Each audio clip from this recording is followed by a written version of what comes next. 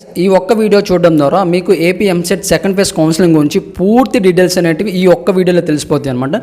మీకు ఎటువంటి డౌట్స్ ఉన్నా చాలా క్లియర్గా అయితే ఎక్స్ప్లెయిన్ చేయబోతున్నాం, కాబట్టి వీడియో ఎన్ని వరకు చూడండి.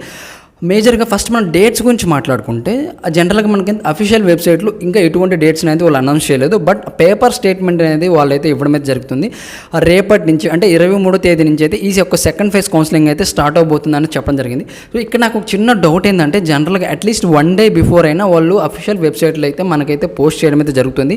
పర్టికులర్ డేట్స్ నుంచి అయితే ఈ యొక్క సెకండ్ ఫేజ్ అయితే స్టార్ట్ అవబోతుంది. ఎప్పుడు అలాగే వెబ్ ఆప్షన్స్ ఏ డేట్న ఉంటాయి అనేది ఒక షెడ్యూల్ అనేది రిలీజ్ చేస్తారు. నేనేమనుకుంటున్నా అంటే ఇది చిన్న గెస్ అనమాట, 100% అయితే కరెక్ట్ అయితే కాదు.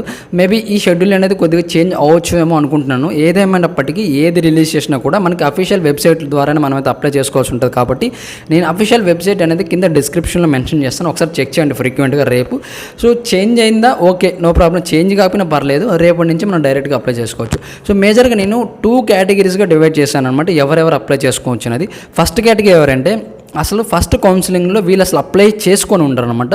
సో ఎవరైతే అప్లై చేసుకోకుండా ఉంటారో వాళ్ళైతే అప్లై చేసుకోవచ్చు. వీళ్ళకి ప్రాసెస్ ఏ విధంగా ఉంటుందంటే మనకి డేట్స్ అనేది రిలీజ్ చేసినప్పుడు ఫస్ట్ మనమైతే రిజిస్ట్రేషన్ అవ్వాల్సి ఉంటుంది. మీ కేటగిరీ అంటే మీ క్యాస్ట్కి రిలేటెడ్ ఎంతైతే అమౌంట్ ఉంటుందో రిజిస్ట్రేషన్ ఫీజు అనేది అమౌంట్ పే చేసి మీ సర్టిఫికేట్స్ అనేది మీరు అప్లోడ్ చేయాల్సి ఉంటుంది. నెక్స్ట్ ఆన్లైన్లో ఆ యొక్క సర్టిఫికేట్స్ని వెరిఫికేషన్ చేసిన తర్వాత మీకు ఒక పర్టికులర్ డేట్లో వెబ్ ఆప్షన్స్ అనేటివి పెట్టుకోవడానికి అవకాశం ఇస్తారనమాట. అప్పుడు మీరు ఏవైతే కాలేజెస్ మీకు నచ్చిన కాలేజెస్ మీరు సెలెక్ట్ చేసుకున్న కాలేజెస్ అలాంగ్ విత్ బ్రాంచెస్తో మీరైతే వెబ్ ఆప్షన్స్ అయితే పెట్టుకుంటారు. నెక్స్ట్ ఒక పర్టికులర్ డేట్లో మీకు సీట్ అలాట్మెంట్ ఆర్డర్ అనేది ఇస్తారు. నెక్స్ట్ మీరు కాలేజీకి వెళ్ళి సెల్ఫ్ రిపోర్ట్ చేయడం, కాలేజీలో జాయిన్ అయిపోవడం, ఇంతటితో అయిపోద్ది అనమాట. ఇది ఫస్ట్ కేటగిరీ పీపుల్ అనమాట. సో సెకండ్ కేటగిరీ పీపుల్ ఎవరెవరు వస్తారంటే ఫస్ట్ ఫేజ్లో వీళ్ళు అప్లై చేసుకుంటారు, బట్ ఎటువంటి కాలేజీలో వీళ్ళకి సీట్ వచ్చి ఉండదు అనమాట.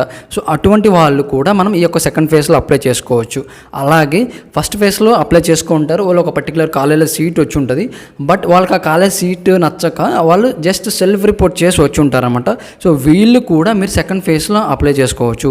అలాగే ఫస్ట్ ఫేజ్లో సీట్ వచ్చి కాలేజీలో సెల్ఫ్ రిపోర్ట్ చేసి అలా కాలేజీలో జాయిన్ అయిపోయి ఉంటారు కొంతమంది, వాళ్ళు కూడా మీరు సెకండ్ ఫేజ్లో అప్లై చేసుకోవచ్చు. అలాగే ఇంకో కేటగిరీ పీపుల్ ఎవరంటే వీళ్ళకి ఫస్ట్ ఫేజ్లో సీట్ వచ్చి ఉంటుంది, కాలేజీలో సీట్ వచ్చి ఉంటుంది, బట్ వీళ్ళు ఏం చేసి ఉంటారంటే కొన్ని అనివార్య కారణాల వల్ల ఎవరైనా కూడా సెల్ఫ్ రిపోర్ట్ చేయకుండా ఉంటే కాలేజీకి ఫిజికల్గా వెళ్ళి మీరు కూడా ఈ యొక్క సెకండ్ ఫేజ్కి అప్లై చేసుకోవచ్చు. ఓవరాల్గా చెప్పాలంటే ప్రతి ఒక్కరూ మళ్ళీ సెకండ్ ఫేజ్ కౌన్సిలింగ్ అనేది అప్లై చేసుకోవచ్చు. ఓన్లీ డిఫరెన్స్ ఏంటంటే ఎవరైతే ఫస్ట్ కౌన్సిలింగ్లో అప్లై చేసుకొని ఉంటారో, రిజిస్ట్రేషన్ అయ్యి ఉంటారో, మీరు registration amount plus at the same time మీరు డాక్యుమెంట్ని మళ్ళీ అప్లోడ్ చేయడం అవసరం లేదు.